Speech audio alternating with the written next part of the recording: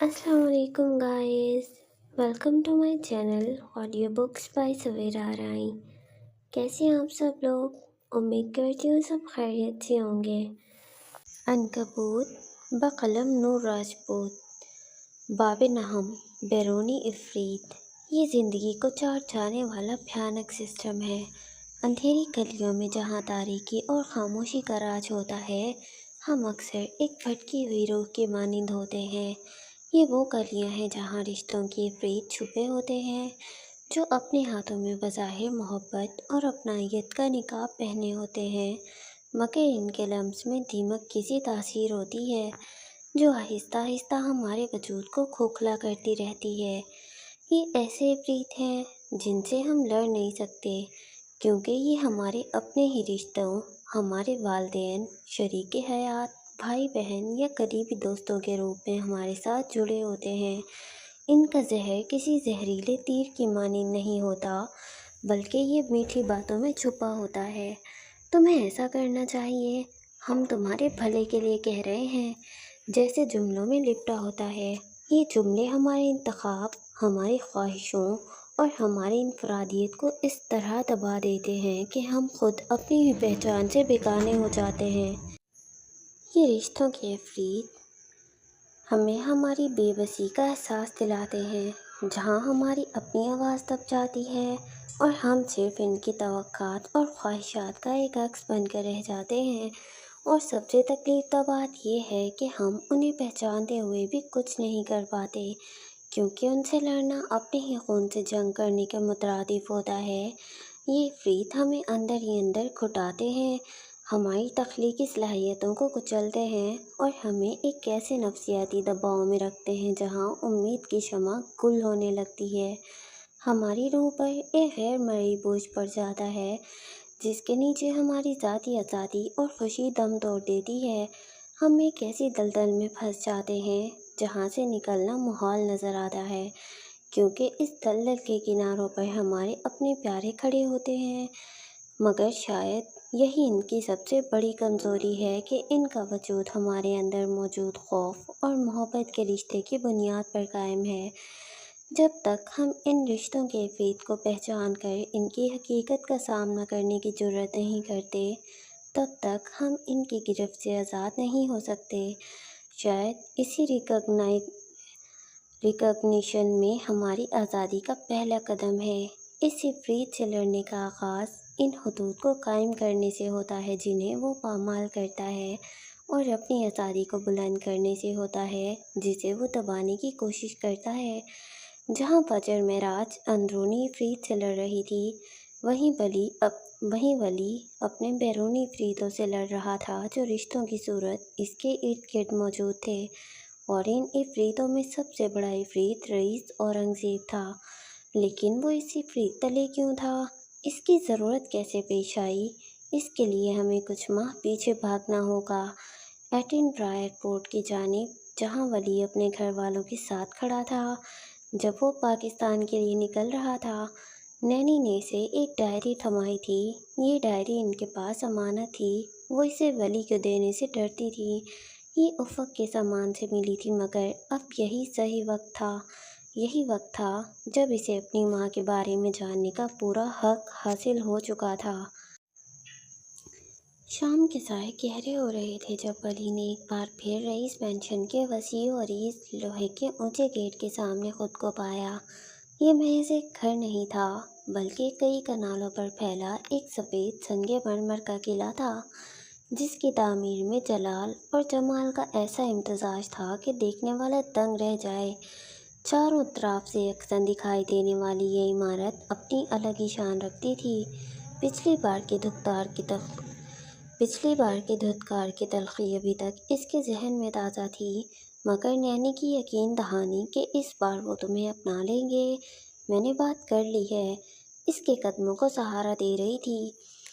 ماں کی ڈائری کے اوراق اس کے سینے میں ایک مقدس امانت کی طرح محفوظ تھے، جن میں لکھا ہر لفظ اسے یہاں کھینچ لایا تھا، اپنی جڑوں سے جڑنے، اپنی ماں کے عزیز بھائی رئیس اورنگزیب سے ملنے کی تڑپ۔ اس کا دل جذبات کی ایک عجیب کیفیت سے لبریز تھا۔ गेट पर मौजूद चौकीदार ने शनाख्ती कार्ड तलब किया, नाम पूछा और फिर अंदरूनी फ़ोन पर किसी से बात करने के बाद भारी गेट एक चरचराहट के साथ खुल गया। वली ने कंधे पर टंगा मामूली सा बैग निकाला और कपकपाती टांगों, खुश्क होते होंठों और एक अनजाने खौफ के साथ अंदर कदम रखा। वसी लॉन, कदीम दरख्त और फूलों की हसीन इसके रविशें इसके इज़्तिराब को कम करने में नाकाम थीं। लाउंज का मंजर किसी शाही दरबार से कम न था। कीमती ईरानी कालीन, दीवारों पर आवीज़ां नादर पेंटिंग्स और भारी नफीस फर्नीचर। वहीं एक कोने में खिड़की से आती शाम की आखिरी सुनहरी किरणों में अहमद औरंगज़ेब साहब व्हील चेयर पर बैठे थे। 3.25 साल पहले जब वली यहाँ आया था तो वो एक तवाना और बारौब शख्सियत के मालिक थे, मगर फिर वली और फजर के निकाहनामे ने जिस पर फजर का नाम, वल्दियत, तारीख़ पैदाइश और घर का पता दर्ज था, इन पर क़यामत ढाती थी। वो इस राज से वाकिफ़ थे जिससे वली बेखबर था, और ये सदमा उन्हें फालिज के अंधेरों में धकेल कर व्हील चेयर तक ले आया था। आज इस सब का जिम्मेदार वली पेशमान और निदामत का मुजस्मा बने इनके सामने खड़ा था। अहमद औरंगज़ेब ने धीरे से पलकें उठाईं और वली पर नज़र पड़ते ही इनकी आंखें हैरत से फैल गईं। ये वो दुबला पतला ठीक सा हुआ नौजवान नहीं था जो पहले आया था। ये एक बदला हुआ इंसान था जिसके चेहरे पर वक्ती सख्तियाँ और शायद अपने हिस्से की तकलीफ़ों के निशानात वाज़ेह थे। शायद वो अपने हिस्से की तकलीफ़ सह कर आया था। औरंगज़ेब साहब को याद थी पिछले 1 साल में जोसेफ पैलेस से आने वाली वो बेशुमार फ़ोन कॉल्स, वो एक औरत की इल्तिजा भरी आवाज़। वो उफ़क़ की औलाद है, उफ़क़ की निशानी है। इसे बचा लें, इसे कबूल कर लें, इसे अपना लें। यहाँ की दुनिया इस पर तंग पड़ चुकी है। वो आए तो इसे इस बार मत धुतकारिएगा। ये नैनी थी इस अलग-नाम कहानी की चश्मदीद गवाह। अहमद औरंगज़ेब साहब की डुबडुबाई आंखें कितनी ही देर वली के चेहरे का तवाफ़ करती रहीं। वही आंखें, वही बाल, वही रंगत, बिल्कुल उफ़क़ जैसी। नहीं, वो पूरा अंग्रेज़ नहीं लगता था। इसकी शख्सियत में कुछ तो मशरक़ी था, कुछ तो ऐसा था जो उन्हें अपनी पोती नहीं, बेटी की तरह पाली हुई उफ़क़ की याद दिला रहा था। वही उफ़क़ जिसे उन्होंने अपनी औलाद की तरह चाहा, बेहतरीन तरबियत दी, मगर फिर न जाने मोहब्बत की किस आसेब कार ने इसे अपनी गिरफ्त में लिया और वो भटक गई। मगर अब वो नहीं थी, और ये लड़का, उसकी आखिरी निशानी इनके सामने था। वली को एक लम्हे के लिए लगा कि शायद वो इसे गले लगा लेंगे, मगर ऐसा नहीं हुआ। उन्होंने खामोशी से इसे कबूल कर लिया था। इनके ज़ीरक निगाहों ने वली के वजूद का जैसे एक्सरे कर लिया था। वो एक बात समझ गए थे, शायद यही लड़का फजर को इस भंवर से निकाल पाएगा। इसी लम्हे वहाँ दाखिल होती ज़रताश की नज़रें वली पर पड़ीं। वो ठिठकी, व्हील चेयर रुक गई, फिर धीरे से इसके करीब आई। इसे वली के आने की इत्तला मिल चुकी थी। वो कई लम्हे इसे देखती रही, फिर आंखों में नमी उभरी। तुम कुछ उफ़क़ आपी जैसे हो, इसने भुर्राई हुई आवाज़ में कहा। सरताश नरम दिल थी। जिंदगी ने इसके साथ जो भी सितम किए थे वो इनका बोझ सारी उम्र उठाकर नहीं बैठ सकती थी। वो जानती थी कि इस सब में उफ़क़ की कोई गलती नहीं थी। रईस मेंशन में अगर किसी ने वली को सबसे पहले पूरे दिल से कबूल किया था तो वो सरताश औरंगज़ेब थी। रईस शहर से बाहर था। वली को उफ़क़ का कमरा दे दिया गया था। कमरा बिल्कुल वैसा ही सेट था जैसा उफ़क़ इसे छोड़ कर गई थी। हर शय तरतीब से जैसे अभी कल की बात हो। वली फजर तक पहुंचने के लिए बेचैन था, मगर जानता था कि ये आसान नहीं होगा। वो लड़की जो इसे मरा हुआ समझ चुकी थी, इसे कैसे कबूल करेगी। 2 दिन वो इसी उधेड़बन में रहा, रास्ते तलाश करता रहा, और फिर रईस लौट आया। 2 दिन बाद दोपहर का वक्त था। वली लाउंज में दीवार पर लगी फैमिली पोर्ट्रेट्स के सामने खड़ा था। ان تصویروں میں مسکراتے چہروں کے پیچھے چھپی کہانیاں وہ جاننے کی کوشش کر رہا تھا۔ افسوس یہ تھا کہ وہاں افق کی کوئی تصویر نہیں تھی۔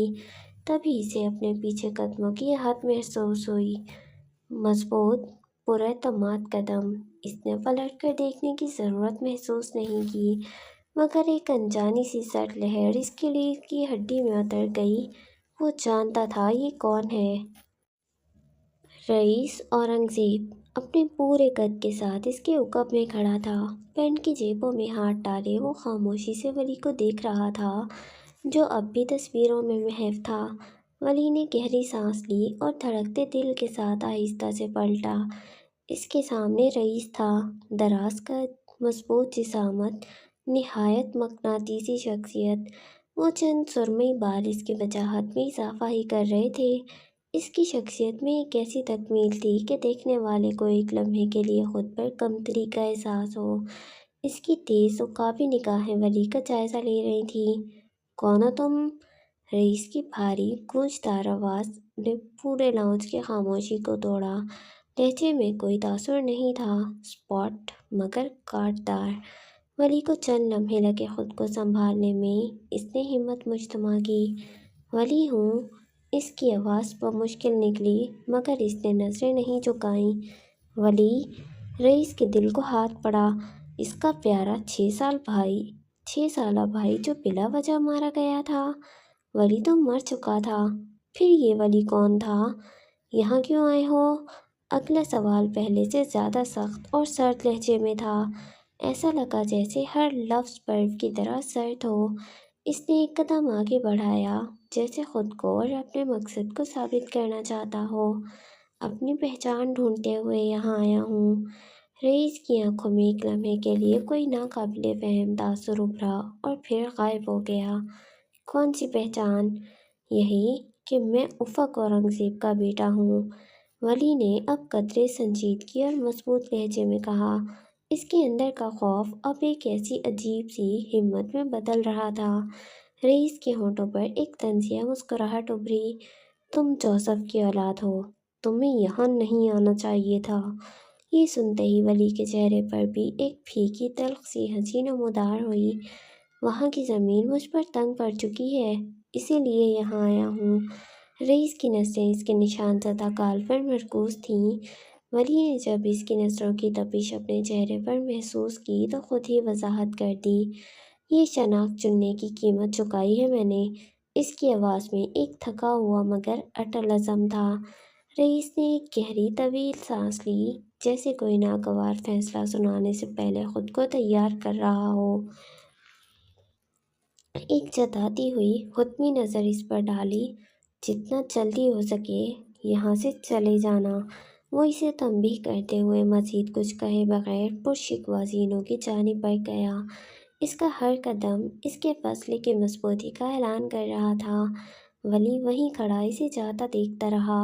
رئیس کے الفاظ کانوں میں سیسا پگھلا رہے تھے، مگر اس کے ذہن میں افق کے لکھے الفاظ گونج رہے تھے۔ وہ مجھ سے ناراض ہے، وہ مجھ سے نفرت کرتا ہے۔ میں نے اس سے کیا وعدہ توڑ دیا، میں نے اسے دھوکہ دیا، میں نے اسے چھوڑ دیا، وہ میرا انتظار کرتا رہا۔ وہ مجھے کبھی معاف نہیں کرے گا۔ نہیں، معاف تو کرنا ہی ہوگا۔ اس نے اپنے دل میں عہد کیا، وہ یہاں آ ہی گیا تھا تو سب ٹھیک کر کے جائے گا۔ اسے اپنی ماں کے رشتوں کے دل سے یہ بدگمانی، یہ نفرت مٹانی تھی۔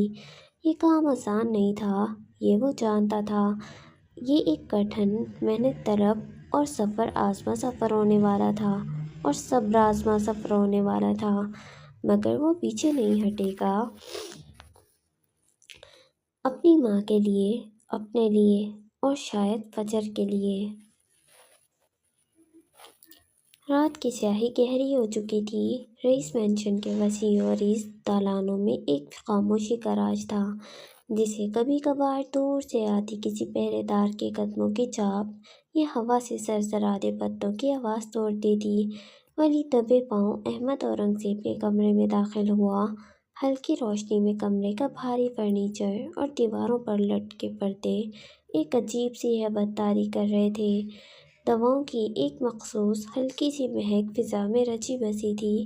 احمد صاحب اپنے بستر پر نیم دراز تھے، آنکھیں چھت پر مرکوز، مگر جیسے کچھ دیکھ نہ رہی ہوں۔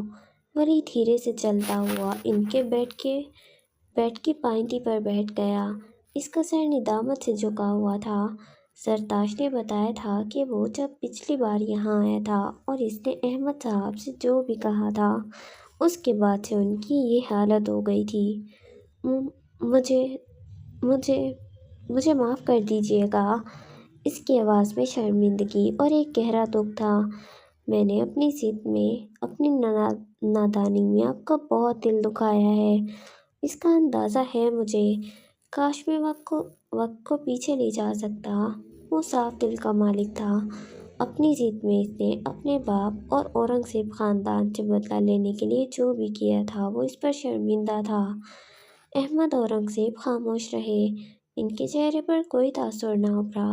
زرتاش نے بتایا تھا کہ وہ پچھلے پورے 3 سال سے ایک لفظ بھی نہیں بولے تھے۔ یہ خاموشی کسی بھی ملامت سے زیادہ کاٹدار تھی۔ دل کافی ویران کے قریب ولی کافی دیر ان کے قریب بیٹھا رہا۔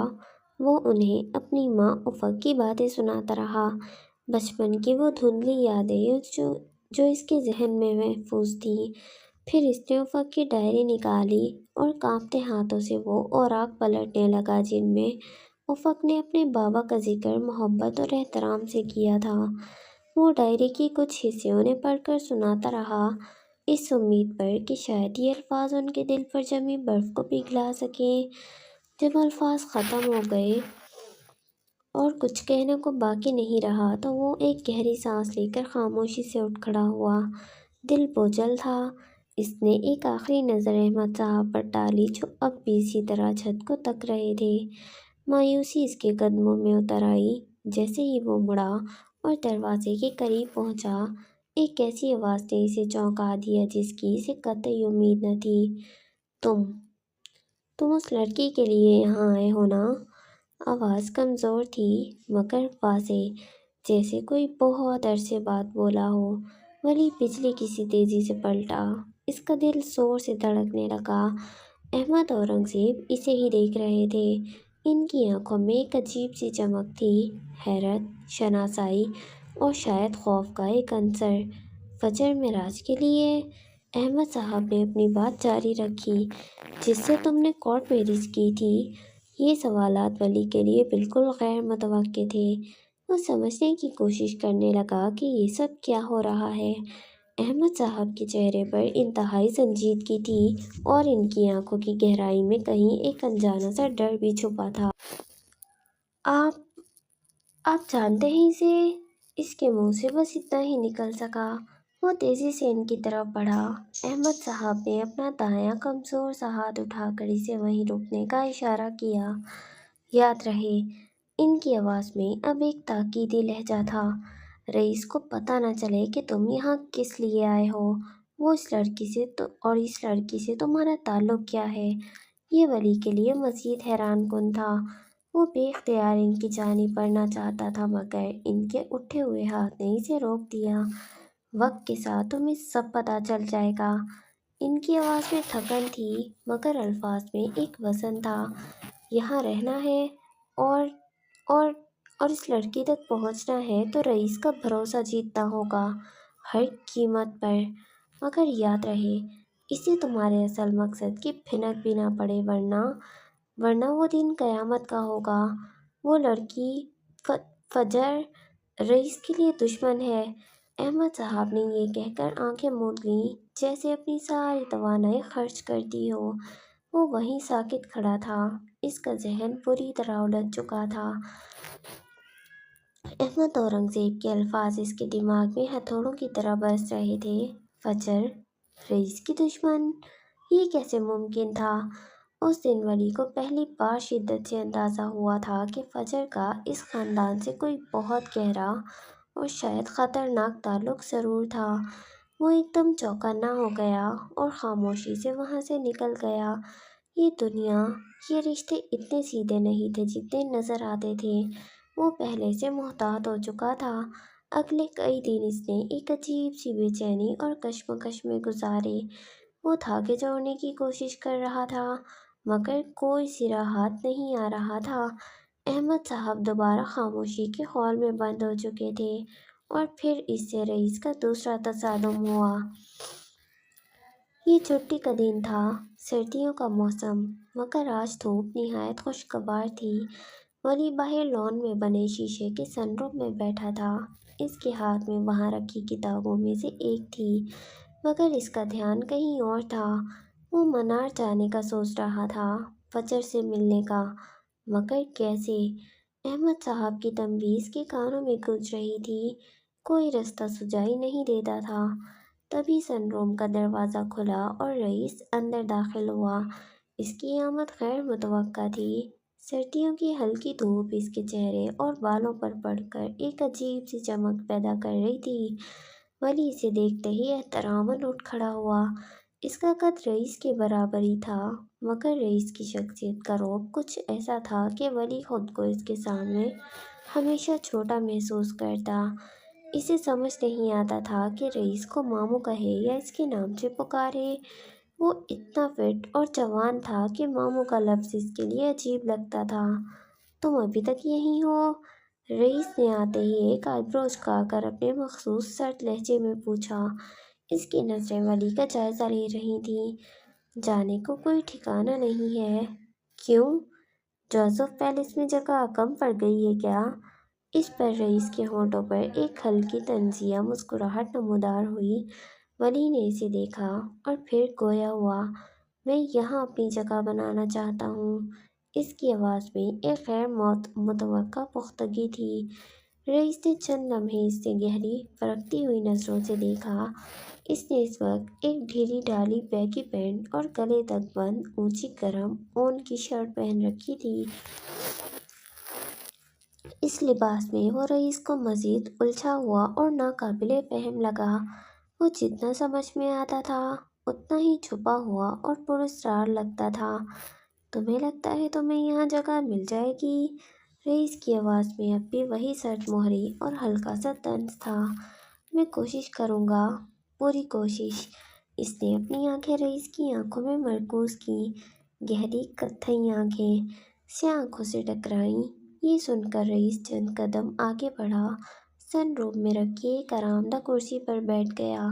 اس نے ٹانگ پر ٹانگ جما لی، انداز میں رئیسانہ پن تھا۔ ٹھیک ہے، رئیس نے کچھ توقف کے بعد کہا اور اس بار اس کے لہجے میں ایک چیلنج تھا۔ تو ثابت کرو۔ ولی نے سوالیہ نظروں سے اسے دیکھا۔ ثابت کرو کہ تم اس قابل ہو کہ تمہیں اورنگزیب خاندان میں جگہ ملے۔ رئیس نے اپنی انگلی سے فضا میں ایک دائرہ بنایا۔ ثابت کرو کہ تم یہ نام، یہ شناخت اپنانے کے قابل ہو۔ ثابت کرو کہ تم اورنگزیب کہلانے کے لائق ہو۔ اس نے ایک لمحے کے لیے توقف کیا، پھر اپنی بات مکمل کی۔ پھر میں تمہیں قبول کر لوں گا۔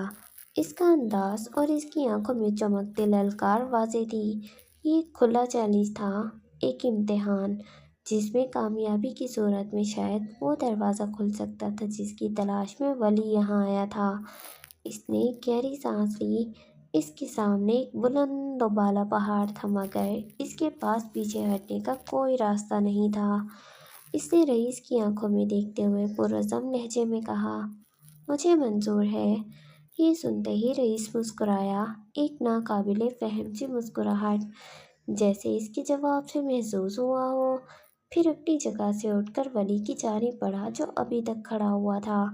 اس نے ولی کا گال تھپ تھپایا، دھیان سے۔ میری دنیا بہت خطرناک ہے۔ اس کا لہجہ اور انداز ڈرامائی تھا اور پھر وہ واپس پینٹ کی جیبوں میں ہاتھ ڈالتے سن روم سے باہر نکل گیا۔ ولی نے اس کی چوڑی پشت گھوری۔ شاید وہ بھی نہیں جانتا تھا کہ وہ جوزف پیٹرسن جیسے انسان کے خطرناک قید سے نکل کر آیا تھا۔ خطرہ اب اس کے لیے کوئی نئی بات نہیں تھی۔ اسی سب کے لیے تو وقت نے اسے تیار کیا تھا۔ رئیس کا چیلنج ولی کے لیے ایک نئے کٹھن سفر کا آغاز تھا۔ اگلے 6 ماہ اس نے خود کو مکمل طور پر رئیس کے لیے وقف وقف کر دیا۔ صبح سویرے جب شہر ابھی پوری طرح بیدار بھی نہیں ہوتا تھا، وہ رئیس کے ہمراہ اورنگ زیب ٹیکسٹائلز کی مختلف فیکٹریوں اور دفاتر کا رخ کرتا۔ یہ ایک بالکل نئی دنیا تھی۔ مشینوں کا شور، روئی اور کیمیکلز کی مخصوص بو، رنگوں کی بھرمار اور ہزاروں مزدوروں کی انتھک محنت۔ پہلے چند ہفتے ولی کے لیے سخت آزمائش تھے۔ رئیس انتہائی باریک بین تھا۔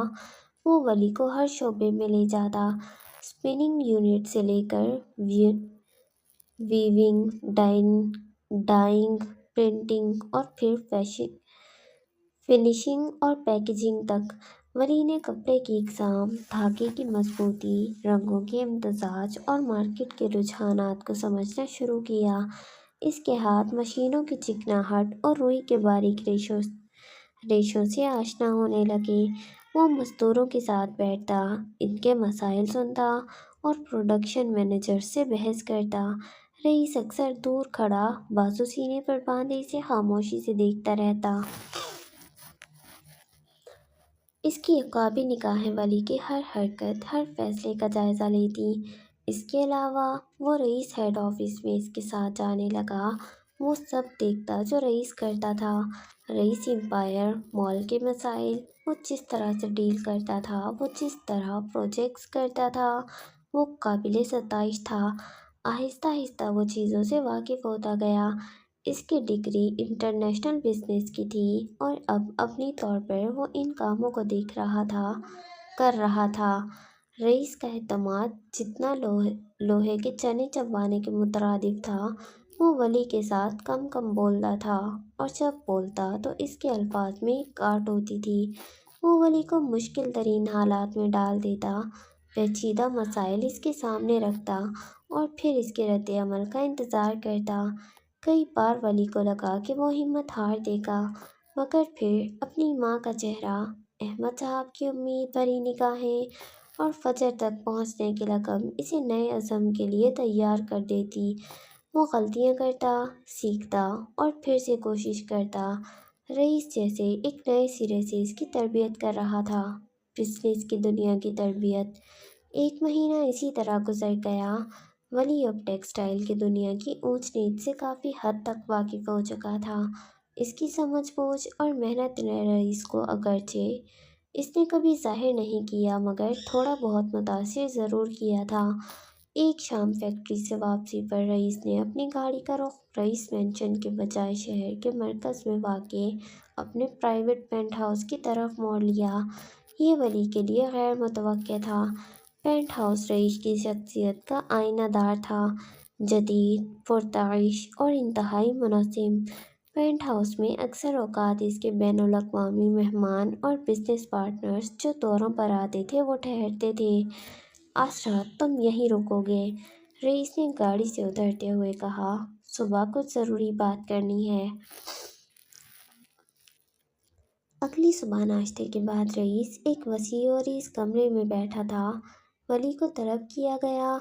یہاں کمرے میں کتابوں کی الماریاں چھت تک پہنچ رہی تھیں اور ایک بڑی میز پر کمپیوٹر اور کچھ فائلیں رکھی تھیں۔ رئیس نے ایک فائل کھولی اور اسے ولی کی طرف بڑھایا۔ اسے دیکھو۔ فائل میں کچھ کمپنیوں کی پروفائل اور مالیاتی رپورٹس تھیں۔ ولی نے انہیں غور سے دیکھنا شروع کیا۔ یہ سب ہمارے مقابلے کی کمپنیاں ہیں، ان کی حکمت عملی پر نظر رکھنی ہے، رئیس نے کہا، پھر اٹھ کر کھڑکی کے پاس چلا گیا، جہاں سے شہر کا خوبصورت منظر دکھائی دے رہا تھا۔ ان کمپنیوں میں گردیزی ٹیکسٹائل سب سے اوپر واضح تھی۔ کچھ دیر بعد جب ولی فائل دیکھ چکا تو رئیس واپس اپنی کرسی پر آیا۔ اس نے دراز کھولا اور ایک تصویر نکال کر میز پر رکھی۔ تصویر کا رخ ولی کی طرف تھا۔ وہ فجر کی تصویر تھی۔ ولی کا دل ایک لمحے کے لیے جیسے دھڑکنا بھول گیا۔ اس نے اپنے چہرے پر ابھرنے والی شدید حیرت اور پیچیدہ جذبات کو مشکل روکا۔ اس کا حلق خشک ہو گیا۔ وہ سب کے کڑے مراحل سے گزر رہا تھا۔ وہ نہیں چاہتا تھا کہ رئیس اس کے چہرے پر کوئی بھی ایسا تاثر دیکھے جو اس کے دل کی کیفیت کو ظاہر کر دے۔ اس نے آہستہ سے آگے بڑھ کر وہ تصویر اٹھائی۔ اس کے ہاتھ کانپ رہے تھے، مگر اس نے انہیں قابو میں رکھا۔ یہ منار فیشن کمپنی کی مالک ہے، فجر معراج۔ رئیس کی آواز انتہائی اسپاٹ تھی، جیسے وہ کسی بے جان شے کا تعارف کروا رہا ہو۔ سمجھ لو کہ یہ دشمن ہے، میں یہ کام کسی باہر والے کو نہیں دے سکتا تھا۔ پچھلے 1 مہینے میں تم یہاں کے کام اور ماحول سے اچھی طرح واقف ہو چکے ہو۔ رئیس اٹھا اور اپنی وسیع و عریض واک ان کلوزٹ کی طرف بڑھ گیا۔ وہاں شیشے کے دروازوں کے پیچھے بیش قیمت سوٹوں کی قطاریں نظر آ رہی تھیں۔ اب تمہیں اس پر نظر رکھنی ہے۔ رئیس نے کلوزٹ سے ایک نیا نہایت قیمتی کوٹ نکالتے ہوئے کہا، جیسے یہ کوئی معمول کا کام ہو۔ اس کے ایک ایک کام پر، ایک ایک پروجیکٹ پر، اس کی ہر حرکت کی خبر مجھے ملنی چاہیے۔ ولی وہ تصویر ہاتھ میں پکڑے ساکت کھڑا تھا۔ اس کے ذہن میں ہزاروں سوالات گردش کر رہے تھے۔ کیا میں جان سکتا ہوں نظر کیوں رکھنی ہے؟ اس نے بمشکل پوچھا اور تصویر واپس میز پر رکھ دی۔ اس نے کوشش کی کہ اس کی آنکھوں میں فجر کی جانب سے مکمل لا تعلقی اور پیشہ ورانہ سنجیدگی ابھرے۔ رئیس اب کلوزٹ سے باہر آ چکا تھا اور قدِ آدم آئینے کے سامنے کھڑا تھا۔ ایک قیمتی نیلے رنگ کا سوٹ وہ اپنے اوپر رکھ کر دیکھ رہا تھا۔ اس کا عکس آئینے میں ایک طاقتور اور بے رحم حکمران کا تاثر دے رہا تھا۔ حفاظت کے پیش نظر اس نے سوٹ کو دیکھتے ہوئے مختصر جواب دیا، پھر وہ دوبارہ کلوزٹ میں داخل ہو گیا اور اس بار ایک سیاہ چمکدار سوٹ نکال لایا۔ اسے اب یہ خود سے لگا کر دیکھنے کی ضرورت نہیں تھی۔ سیاہ رنگ اس کے لیے ہی بنا تھا۔ اس کی شخصیت کے رعب اور پراسراریت میں اضافہ کرتا ہوا۔ ولی کی بھویں غیر محسوس طریقے سے سکڑ گئی۔ اگر دشمن تھی تو حفاظت کیسی؟ یہ تضاد اس کی سمجھ سے باہر تھا۔ رئیس غالباً اس کی الجھن بھانپ چکا تھا۔ وہ پلٹا اور ولی کو غور سے دیکھا۔ اس کی آنکھوں میں ایک عجیب سی چمک تھی۔ پچھلے 1 مہینے میں میں نے تمہیں اچھا خاصا زج کیا، پرکھا، آزمایا، مگر تم قائم رہے۔ رئیس کے لہجے میں پہلی بار سختی کے بجائے کچھ اور تھا، شاید ایک خفیف سی قبولیت۔ وہ آہستہ آہستہ ولی کے اس گھر میں اور اپنی زندگی میں موجودگی سے مانوس ہو رہا تھا۔ اتنا تو وہ جان گیا تھا کہ ولی قابل تھا اور اس میں کچھ خاص تھا۔ وہ دن جب تم یہ ثابت کر دو گے کہ تم واقعی اورنگزیب کہلانے کے قابل ہو، رئیس نے اپنی گہری آواز میں کہا، اس دن میں تمہیں ہر سچ بتاؤں گا، فجر کا سچ بھی، منار کا سچ بھی، مگر تب تک تمہیں ثابت کرنا ہوگا کہ تم واقعی افق اورنگزیب کے بیٹے ہو۔ وفا کرو گے یا پھر اپنی ماں کی طرح بے وفائی کا راستہ چنو گے؟ چوائس تمہاری ہے۔ یہ الفاظ تیر کی طرح ولی کے سینے میں لگے۔ اس کی ماں کو اس کا باپ بھی بے وفا کہتا تھا اور اس کی ماں کا خاندان بھی، مگر وہ جانتا تھا کہ ابھی کچھ کہنے کا، وضاحت دینے کا کوئی وقت نہیں ہے۔ اس نے اپنے جذبات کو قابو میں رکھتے ہوئے سمجھتے ہوئے انداز میں سر ہلایا۔ وہ پلٹ کر جانے لگا جب رئیس کی دوبارہ آواز سنائی دی۔ اس بار آواز میں ایک نئی غیر متوقع گرم جوشی تھی۔ تیار رہنا، آج تم میرے ساتھ چلو گے۔ بہت کام دیکھ لیے فیکٹریوں میں، اب دیکھو تو صحیح ولی اورنگزیب ہونا کیسا ہے۔ تم یہ زندگی جی کر دیکھو۔ وہ چونک کر مڑا۔ اس نے رئیس کو دیکھا جو اب دھیما سا مسکرا رہا تھا، ایک ایسی مسکراہٹ جو اس کے لیے کم ہی اس کے لبوں پر آتی تھی۔ ولی کی آنکھوں میں ایک لمحے کے لیے حیرت، پھر تشکر اور ایک نئی امید کی چمک ابھری۔ یہ ایک دعوت تھی، ایک موقع اور شاید ایک نئی آزمائش کا آغاز۔ اس نے ایک بار پھر سر اس بات میں ہلایا اور کمرے سے باہر نکل گیا۔ اس کے قدموں میں ایک نئی توانائی تھی اور دل میں ایک نیا عزم۔ سفر ابھی باقی تھا اور بہت طویل تھا۔ تو جی، کیسا لگ رہا ہے آپ لوگوں کو یہ والا ناول؟ کافی دن کے بعد میں نے آج اس کی ایپیسوڈ جو ہے ریکارڈ کی ہے اور اپلوڈ کی ہے۔ آدھے سے زیادہ تقریباً ہم لوگ کور کر چکے ہیں۔ آئی تھنک لاسٹ کے 4 ایپیسوڈ ہی رہتے ہیں اس کے۔